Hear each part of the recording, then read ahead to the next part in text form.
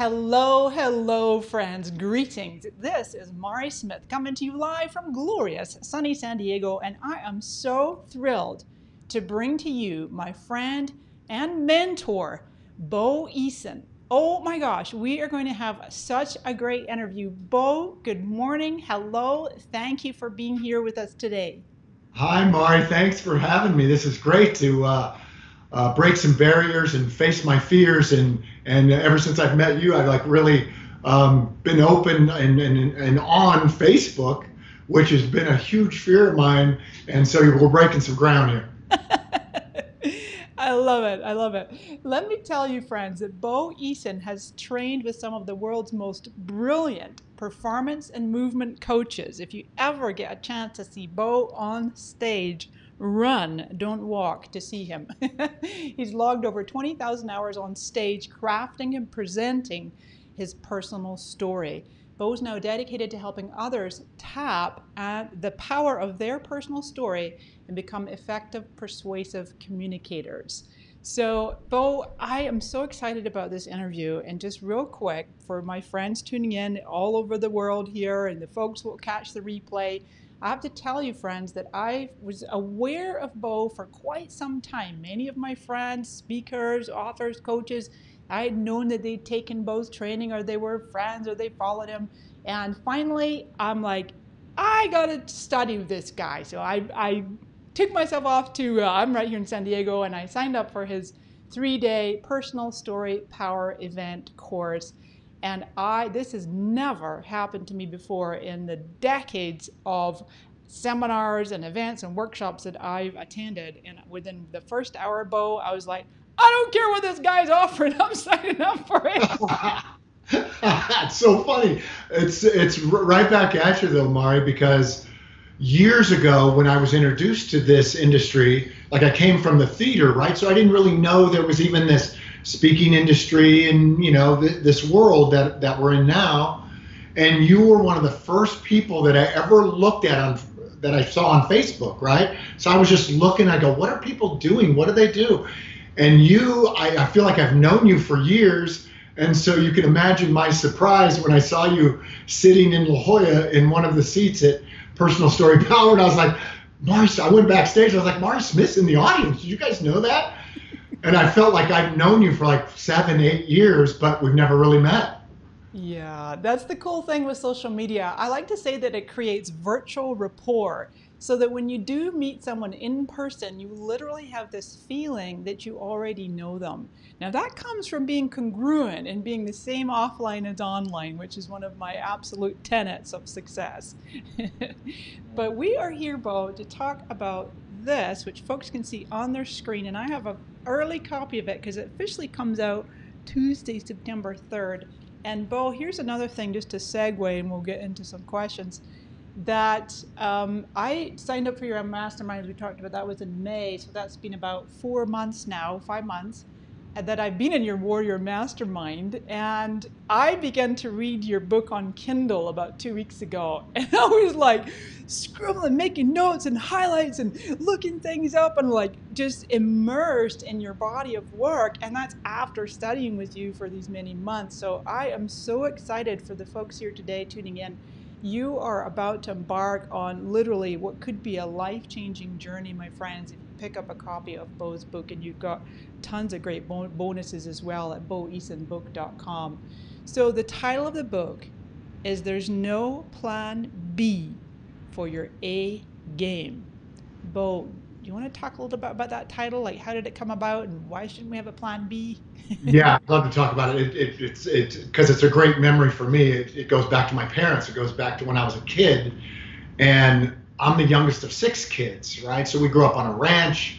My dad's basically a cowboy, and me and my brother had these dreams of playing pro football, but we didn't know any pro football players, and no pro athlete had ever come from our high school or from our region, from our area. So we had these dreams as kids growing up, and as we got into high school, we thought we were pretty good, but no one else thought we were any good, right? No colleges recruited us.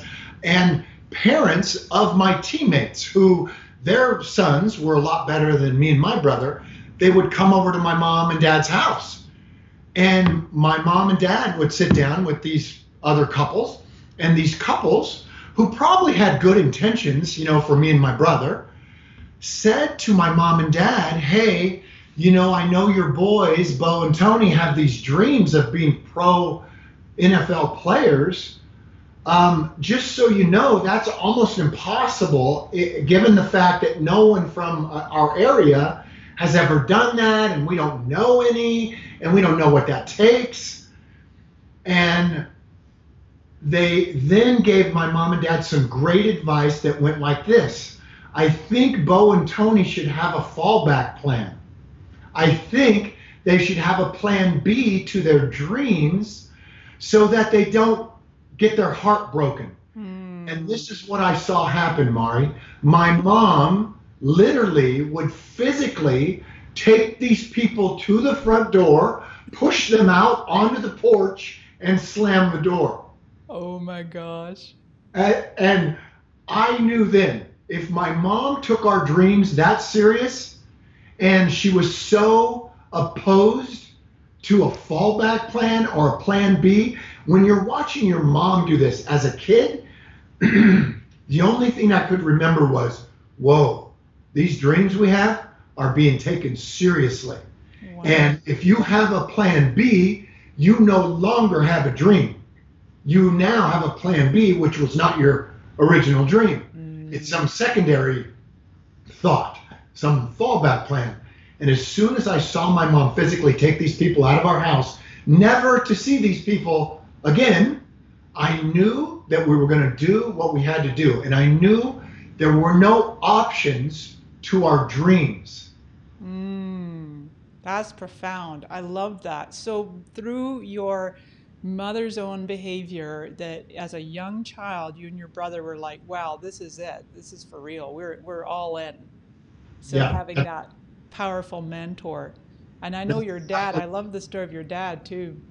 Yeah, and it's funny, my dad was more of the cheerleader. My mom was more, it seems like they switched positions. My dad was more the cheerleader. My mom was more the, enforcer.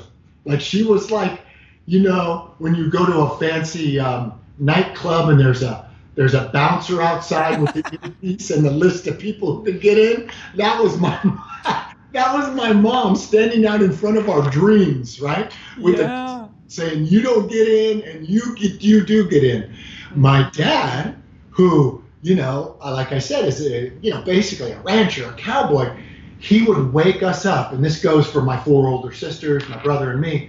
He would wake us all up very early in the morning by rubbing our backs and telling us we were the best every morning.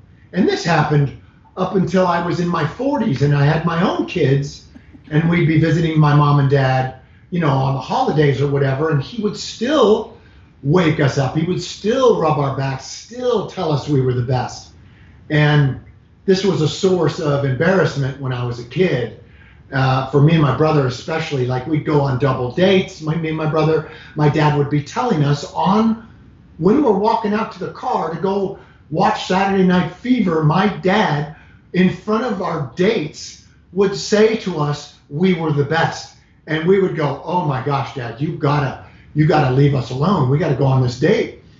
And I remember in Little League, I was a lousy Little League player in baseball, right? And my dad would stand behind the backstop and he would shout that I was the best. He would yelling at me where the whole Little League field could hear, and I definitely was not the best, but he kept shouting that I was. And eventually my brother, my sisters, we surrendered to what he saw. We surrendered to what he spoke and what he saw. And eventually in our 20s, we started to go, well, maybe Dad's right. Maybe we are put here to be the best. And I always thought that to be true. And then as I got older, as I started to achieve this, being the best at certain things, I just saw that, not a lot of other kids grew up that way. Like when you're a kid, Mari, how you think that every kid grew up exactly like you, but they didn't. Yeah. that's the reason for this book. That's the reason for the title of the book, because there's no options to your dreams. There's no plan B. And secondly, someone has to see something in you and speak to you, us human beings, as we actually are, which, if you look Mm, at Mother Nature, what she tells us is we are the best. We were born um, competing against 300 million other sperm, right, on that day of conception. So yeah. you and me and everyone who's watching us today, we all are competitors. We all were born number one. And then we're born into this world, and somehow everything gets flipped around, and we're trying to prove, or we're being told by our culture, that we're actually mediocre. And that's just not the case. So if you're out to prove that you're mediocre, or you listen to our society and our culture and you think you're mediocre, that's a myth. That's a bold-faced lie. You were born against all odds, number one. You won the first race you ever entered. So our birthright is to be the best. So I'm just talking to you, human beings, and I wrote this book because I wanted us human beings to read something from the truth of who we actually are, instead of speaking to people the way they actually aren't, which I Right. think what most of our world does. Our media, I think Hollywood, I think the publishing world, I think social media in a lot of ways speaks to what we are not. And I'm speaking to what we actually are, which we are the best. And so we're just here to fulfill on that birthright. Exactly, exactly. If I could just speak to that a little bit and relaying my own experience. I love whenever you talk about your dad, Bo, because my own story is that my part of my own story. My father was a single parent and raised five girls by himself. So my Wow. dad was a profound, profound impact on my life. And he used to say things like reach for the stars, which was always nice. But what I love about your story, Bo, is that as I'm listening to you and what a brilliant impact both your mother and your father were on your life, that others who may be tuning in and going, well, gee, Bo and Mari, I had a really crappy childhood, or my parents were not even around, or they weren't a good influence on me. But what you teach is through the power of story, of you sharing story, me sharing my story, you sharing your story, is that others can be, it's almost like you're awakening something inside of them that they can go, well, I didn't have a father that told me that was the best, but oh my gosh, I have a dream and I want to go for it. And it's a beautiful thing. I love how you do this. Yeah, thank you. This is my favorite part too. I just feel like the best quality maybe that I got from my mom and dad was this ability to see people actually who they are, their greatness, and then see it and then speak it until and carve out enough space for themselves to see it for themselves and fulfill, no different than my brother and I had to do. No. We had to eventually surrender to why we're here, and what Mother Nature tells us that we are, and fulfill on that. And I think all of us need that permission slip. For those of you who didn't have a mom and dad like me, who didn't have a dad like Mari, you get to write your own story. You're the author of your own life story that you get to rewrite starting today. And with the help of my new book, it's going to walk you through this actual process. And so you get to start a brand new. And I mean, there's nothing better than that. Is you are the author of your story. You get to dictate. You get to say how great you're going to be. And I think that's cool. For the first time in your life, for some of us, it's the first time we actually took responsibility for our own life. And that's cool. I love that, Bo. In the book, you've outlined four, and I love it because it's so. Hang on, change my camera so people can see it a little better. There you go. The four steps of the book, and it's honestly it's a page turner. You are going to end up, my friends, tuning in when you get your copy. You're going to end up flagging it, little stickies and highlights, and taking notes. And there's all these bonuses come with it too, which I believe there's a workbook comes with it as well. Yeah. Do you want to go in a little briefly the four main steps of the book and why each of them is so important to becoming the best in your field, in your industry, or whatever you've set your heart to? Yeah. Well, the four steps are declaration, preparation, acceleration, and domination. Declaration, the first one, very crucial. My whole life I've spent declaring who I'm going to be in the future. I did it when I was 9 years old. I said, I'm going to be the best safety. That was a declaration. I'm going to be the best safety. Now, I didn't know that there was science to back this stuff up when I was 9. And then when I was 29, I said, I'm going to be the best stage performer of my time. And then when I was 49, I said, I'm going to be the best speaker in the world and trainer in the world. And then lately, my new declaration is I want to be the best at creating the best. And those are declarations, no different than the Declaration of Independence. I just declared who I'm going to be, no different than in America 250 years ago. Our founding fathers declared our independence, declared our freedom. And you and me, 250 years later, all of us in America, we never met these founding fathers. We didn't write the Declaration of Independence. Yet you and me fulfill on their declaration every hour of every day for 250 years. And how long will this go on beyond our deaths? It's a declaration. That's why I don't use goals. I don't use missions. I use declarations. You are going to make a declaration at what you're going to be the best in the world at, no different than the Declaration of Independence, and then you're going to live it. You're going to live into that declaration, no different than every American does today in this minute as we speak. That's the declaration, all attractive peace for you, because that declares where you're headed. And I'm telling you, here's been my experience. I've done this 4 times for myself. My kids do it. All my clients do it. I haven't seen one of them not work out. I haven't. Once you declare something, it is happening, and it happens much faster than you think. I always give myself 20 years, but it happens before the 20 years actually come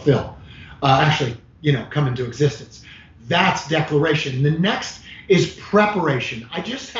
You have to be prepared, and we do this in the book. You have to be prepared of what you're going to see now that you're on the road to being the best. You have to think differently. More importantly, you have to see differently. And how you see the world is now from a player's point of view. Most of your life, you've been trained to be a spectator. You've been trained to be a fan of other people's entertainment, whether that's movies or the gaming world or a sporting event or a TV show. They're really smart and they're really good at keeping you a fan of their stuff. What you have to become, and this is what you are already. I'm just gonna tell you that you are not a fan. And every minute of every day from this day forward, you have to distinguish yourself from being a fan to being a player. You and me, we are players. What are players? Why is players different than fans? Well, players have 0 options. Players do one thing, you guys. Players play. Fans, they got a lot of options, right? They can get drunk. They can go to the game. They can wear a jersey. Their emotions go up and down based on what the players are doing on the field. Fans can, if it rains, they can leave the game. If a thunderstorm happens, they don't even have to show up and play. Players must play. They have no options. Players also don't get to critique. We don't have commentary. We're not critics. We're players.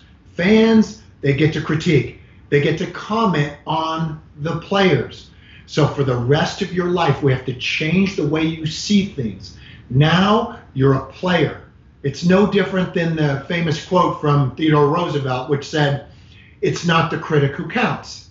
It's the man who's actually in the arena who counts, whose face is marred by dust and sweat and blood, who strives valiantly and comes up short again and again, but in the end knows the triumph of high achievement, and who at his very best knows what it takes to be in that arena," where fans will never know that feeling because they're on the sidelines, they're in the grandstands, they're sitting on a sofa watching the players. That's who you and me are. If you're interested in being the best in your field, you're going to have to turn into a player. So that's the preparation piece. The acceleration piece, which is number 3, think of acceleration like going right past everybody in your field. You're going to go, and you got to know this is going to happen. If somebody's ahead of you, you are going to pass them up because they're fearful of people accelerating past them. And I'm going to train you. I'm going to take you through exercises and action steps that put you right past people. And you've got to be in ideal shape, like physically, mentally, to be able to do that. And we're going to do that throughout the book. And then the last piece, Mari, is domination. Now, I know that word gets a bad reputation in this day and age, which is why I chose it in certain ways. Because domination is about not dominating other people. It's about dominating the space that you exist in.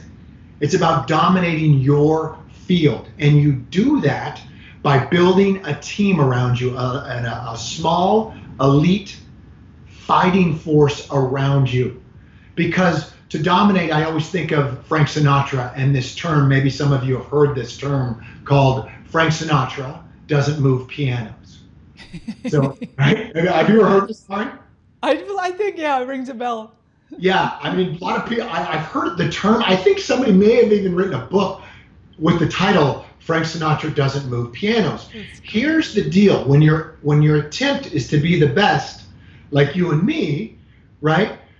We're like one woman, one man shows us. We're doing way too much. And so we're exhausted and we don't have the energy. Frank Sinatra did one thing, you guys. He sang. He walked on stage, sat down at the piano, and played and sang. One thing. That's what players do. This is how you dominate your field. Did Frank Sinatra sell tickets to that show? No. Did he put that piano on the stage? No. Did he usher the people to their seats in the theater? No. Was he wondering before the show, wow, what should I eat? I wonder. And use all this energy and all this brain power to think about what he's going to eat. He did not. He plays. Somebody else's responsibility is to put what's most nutritious for a singer in front of him before the show. Someone else handed out the programs. Someone else promoted that show. Someone else ushered the people to their seats. You and me are doing way too much of that stuff. Players play. Players dominate because they don't do much else. Mm-hmm. They don't do much else, which is why Frank Sinatra is a legend. He was the best in the world at what he did. So think of yourself like a Frank Sinatra. Think of yourself to dominate as a thoroughbred racehorse. They do one thing, they run fast. They don't do anything else. They do one thing, they run fast. Now, think about what you do. Even me, I got to look at my own life and be honest and be truthful and go, Bo, why are you doing this? Why are you doing that? Your job is to be in front of people and inspire them so that they see their own greatness and surrender to it. If you're not doing that, then what the heck are you doing? And you've got to look at your life like that, and that's how you dominate. That's how you go to the very top. Now, a lot of people go, well, domination, that's a bad word. Here's the truth of the matter, Mari. Here's the truth. When you dominate like that, when you are the best in the world in your field, a group of people are going to go with you right to the top with you. So I don't think that's selfish. I think that's taking people who want to go with you, and they become the best in the world with you, because people get caught up in your declaration, in your dreams, and they accelerate right to the top with you. Yeah. Now, some people will not go with you because they don't believe in being the best. They think that's conceited. They think that's cocky. They think that's too big for your britches. Well, I believe it's your birthright, and it's your job to not only go there, but take your group with you. That's the four pillars of this book. I love it. Declaration, preparation, acceleration, and domination. And I put a little comment in the live there that and it's funny, before you even mentioned about domination, I said, wait for it, folks, it's not what you think. I know for me, I do have a little bit of a resistance to that word, but I love your use of it, and I love how you apply it to environment.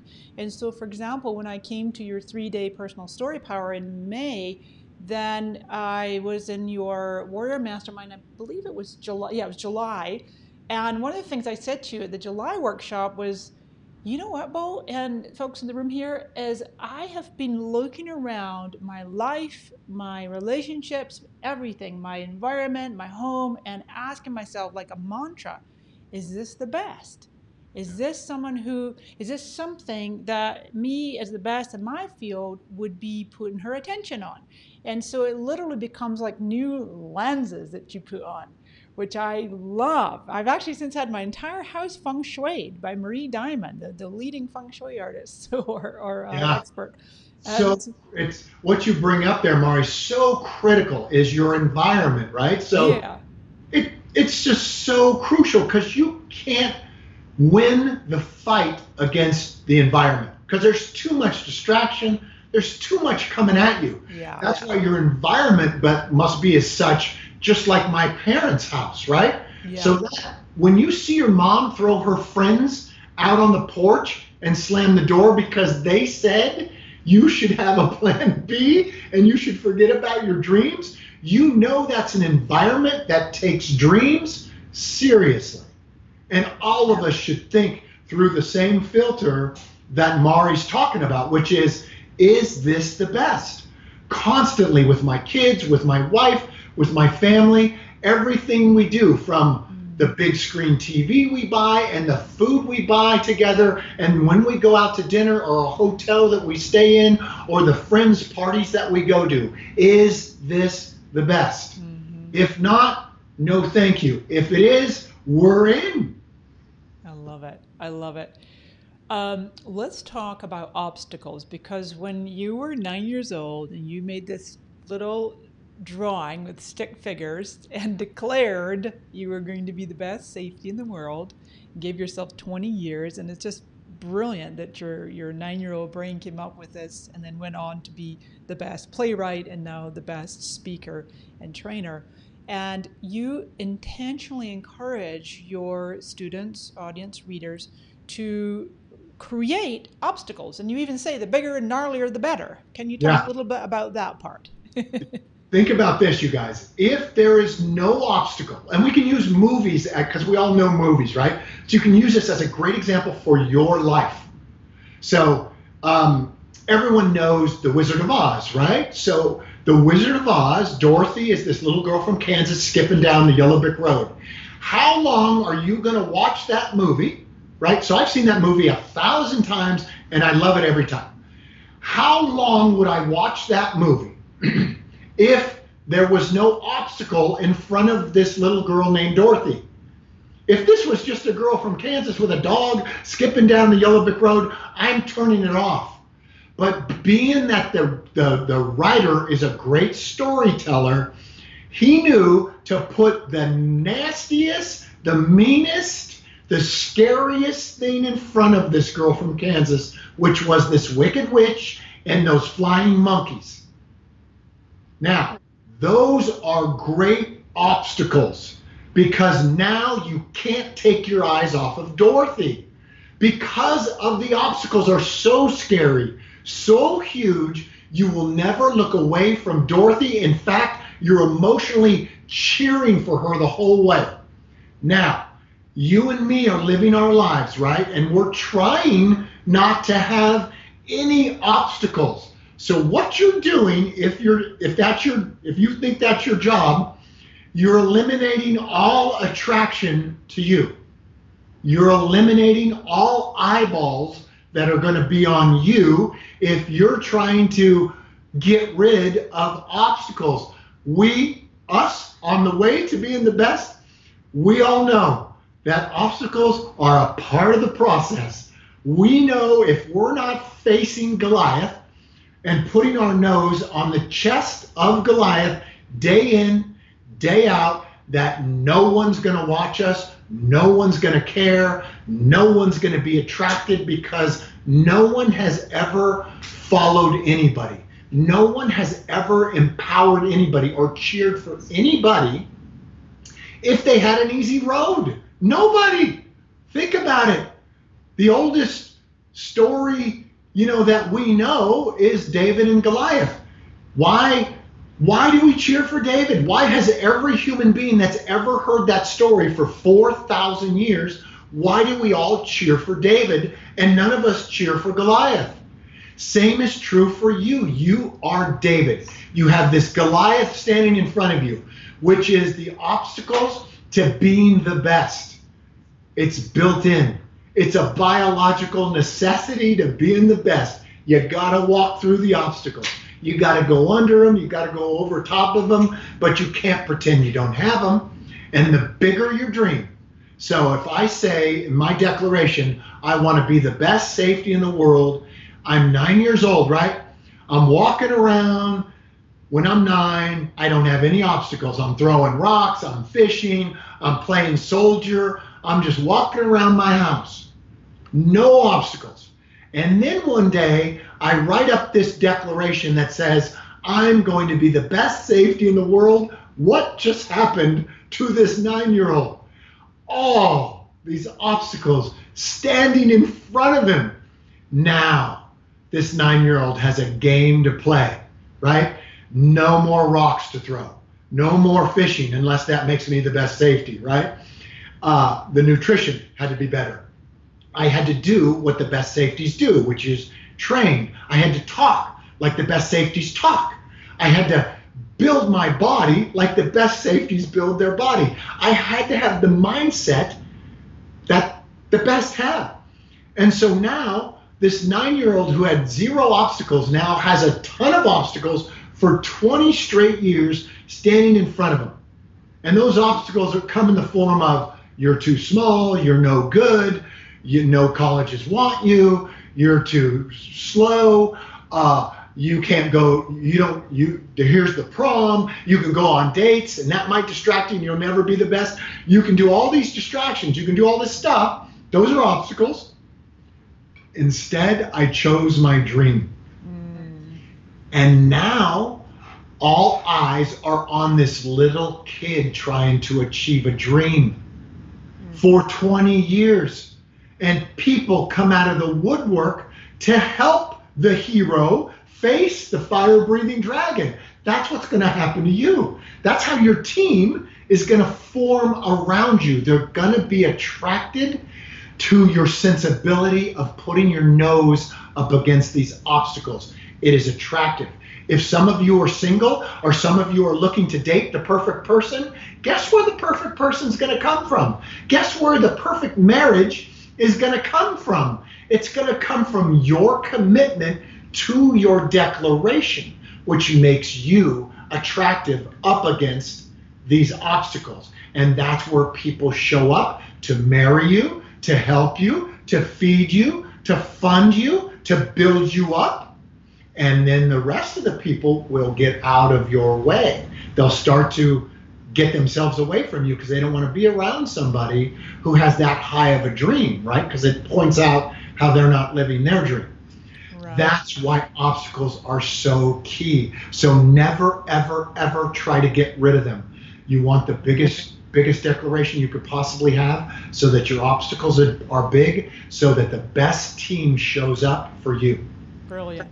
Beautiful, beautiful. I'm going to take a quick kind of commercial break here. No, I want to actually, what I'm going to do is pull up and share my screen because I want people to see here. I know you're probably tuning in on, if you're on your mobile device, I want to show you. I'm actually sharing your boeasonbook.com on the screen right now. We're still on camera, but I want folks to see when you go to boeasonbook.com. And the book officially comes out on September 3rd, depending on when you're watching this video. You might be watching the replay. But you can go to boeasonbook.com. You can order it anywhere books are sold. But if you go to this particular page, boeasonbook.com, you'll see that you've got an excerpt there. You've got this one right here is access to the private A-listers Facebook group, which I love that Bo and his team are making good use of Facebook and this private group, and then you've got a mini course, access to Be the Best in the World mini course. There's a companion action book and also coaches clinic training. Like I said, depending on when you're watching this, you'll find these bonuses here. And it was so fun because, as Bo mentioned at the beginning there, that when I heard that Bo was going to be doing this private A-listers group and doing some Facebook Lives, I said to his team, if Bo needs any pointers, I'm more than happy to support that. And so I actually really love how you've utilized Facebook Live, you use Zoom, you go live in there in the group, and people can really have close and intimate interaction with you. You're making yourself very, very available. So it's extraordinary that you're doing that. Do you want to say anything more about how you're making use of Facebook or the group or the A-lister concept, if you will? I do, because most of you, like as I'm speaking today, most of you are like, fear is coming up in you. Like, what do I want to be the best at? Or I never made a declaration, or I don't come from the right family to be able to fulfill on this. All these fears come up, right? Well, I have the equal fears that you have, but mine is in like technology and social media. I don't understand it, right? So I have certain fears of that unknown. And when I saw Mari sitting in my audience, I said, wow, Mari, teach me, to help me. Because look, I'm an expert in certain things, but I suck at a lot of things, right? And then I seek out the best, which is Mari, to help me with this. And she gave me just a lot of oxygen and freedom around the ability to be on Facebook and Facebook Live and lead these groups. So we have a group called the A-Lister Group, which is a Facebook group, which I've been training on live once a week. And I'm telling you, I was scared to death. My team was scared because I was scared, and I didn't know if I'd be any good at it or what, or even if it would work. And lo and behold, it's amazing. So again, the lesson is you have to go up against Goliath. So for me, Goliath in this particular instance was Facebook and Facebook Live, but I just didn't have any freedom around it. So I had to face it. I had to go up against those fears, and eventually it attracted people, and I got better at it, and I'm still trying to get better as we speak, and that's how it's worked. So that's another lesson, you guys. Always face the obstacles. And another thing too, and it's a big part of there's no plan B for your A game, is when you need help, when you need a coach, do not go to the second best coach. I don't do that. I go to the first coach, the best coach, which was Mari in this instance. She's the one who opened up this field for me. Otherwise, I wouldn't be on here right now. I wouldn't be able to touch this many people because I'd be on a stage somewhere with no reach. You see what I mean? So always go to the best when you need consulting, when you need coaching. Always, because the second best coach, they really can't help you. If they could, they would be number one. You're so awesome. I appreciate that, Bo. And I see this is amazing. I'm seeing some of our viewers here actually putting their declarations into the comments here. So I just love it. I love it. I wanted to kind of wrap up here with a really looking at this component of story, because as part of your mastermind, this is what really compelled me to be so just all in with what you offer. I mean, you have many offerings, and of course, people can get access now for $20 for your book, which is the best $20 I'll ever spend. And with your mastermind, though, I'm on a mission to improve my public speaking. I do a lot of keynotes, as you know. I'm actually getting on a plane in a couple of hours to go out to Boston for the week and do big speaking engagement there. But I had always been a little reticent about integrating this personal aspect of myself. Oh, sure, I'd say, I grew up in Canada and I'm from Scotland, and I'd make a fun joke about it, but it never ever really landed with people. And so now, through your mastermind, I'm just really learning so much about the power of story. And so what would you say, Bo, is the most important aspect to think about when you're writing your story or sharing your story? Yeah, like I was trained to do this, right? Because I came from the athletic world, so I didn't know anything about stage work or storytelling. It just wasn't part of my universe, right? Mm-hmm. So I was trained by the best, and that was Larry Moss. He directed my one show, Runt in New York, and I spent so many years with this guy. But the number one term that came out of his mind, out of his mouth, every single day while we rehearsed, this play ran for 17 years, you guys. Every day, multiple times a rehearsal, he would say this: Bo, the more personal your story, the more universal it becomes. The more personal, the more universal. The more personal it is to you, the more effect you'll have on your audience. So if you notice, like we're on Facebook, right? And we're doing this live thing, me and Mari, right? But everything we're talking about, if you notice, is personal to me, to Mari, to you. That's why it has an effect on you. This is why people lose their audiences. This is why people don't have audiences, because nothing's personal to them. This is also the reason why you don't pay attention to politicians or news media.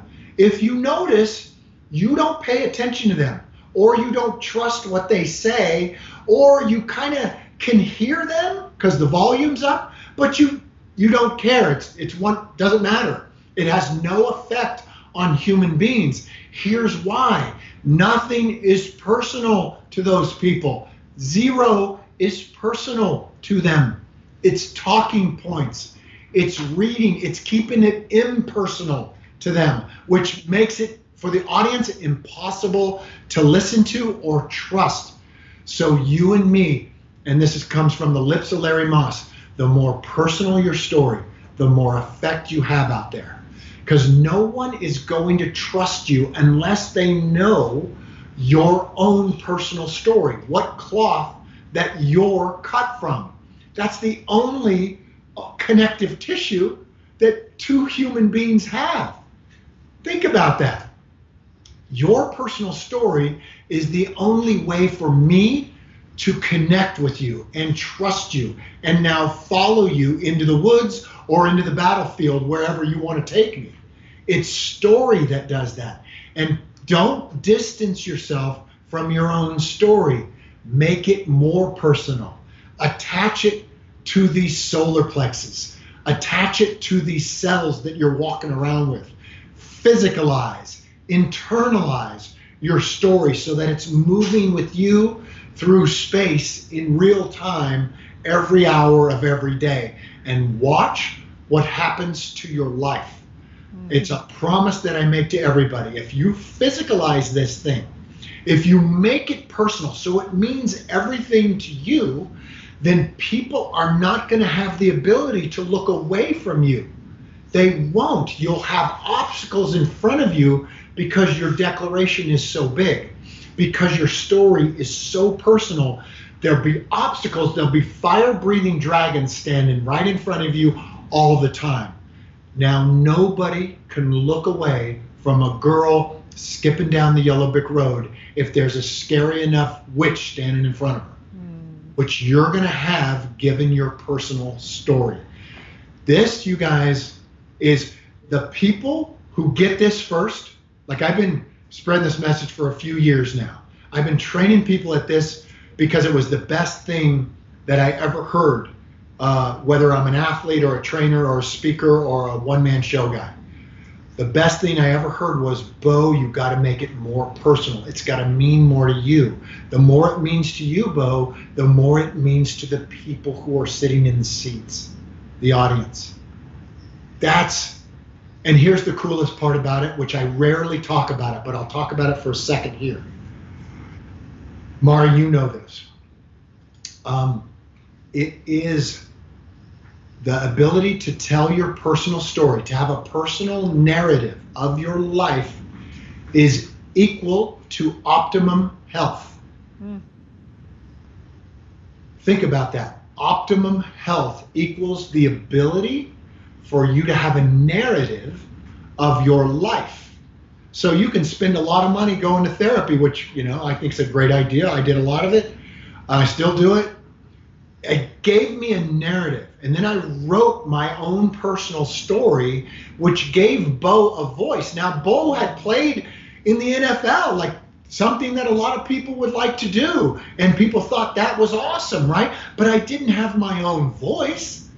I didn't have really my own vision until I wrote a story that was personal to me. I found my voice, I found my health.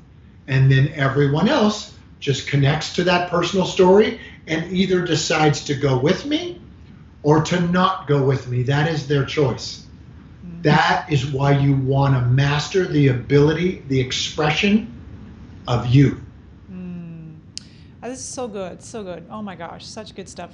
And, I get out there and do my talks, and it's very business. I speak to business crowds, and I think, oh, they don't want to hear my story. And there's all the little monkey mind going off, right? So it's like, Yeah. oh, I've invested in this mastermind with Bo, and I'm really immersed in, and as I said to you in July at the Westlake Village, I was like, Bo, I've spent a lot of money looking for you. Yeah, that's right. I know. Now you can get it in a book, right? That's what's so crazy.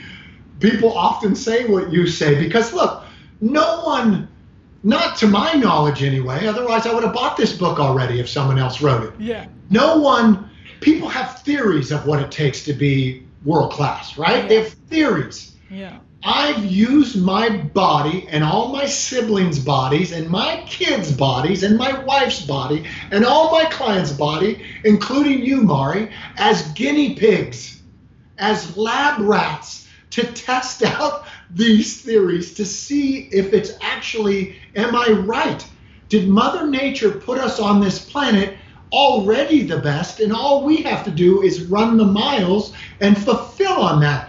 And I wrote it in a book so that it's affordable for people to not only read, but take the action steps after each chapter so they get to fulfill it. There's a roadmap of somebody who wrote it, not as a theory, but as a lab rat, as a guinea pig. And I'm telling you, it works. And the odds are millions to one against those odds ever happening. That's amazing. Yeah, no, this is so good because I love the stories that you include throughout of like Yo-Yo Ma or Mikhail Berezhnikov, earlier folks were resonating with Frank Sinatra. And so I just love this whole concept that you, throughout your entire life, have lived and breathed, and you are so embodying your message that now that people could have this accessible to them in the form of a book is just extraordinary. And of course, folks, as we mentioned earlier, when you go to boeasonbook.com and grab a copy of Bo's book, you'll also get some amazing bonuses, including the Facebook group A-Listers group.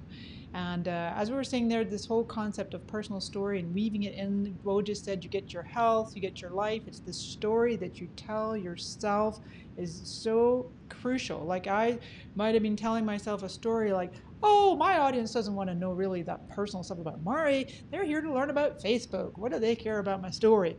And I did get on a stage in, when was that? It was just literally a month ago, 1 month ago, that I shared my full personal story on a stage with 600 people in the room.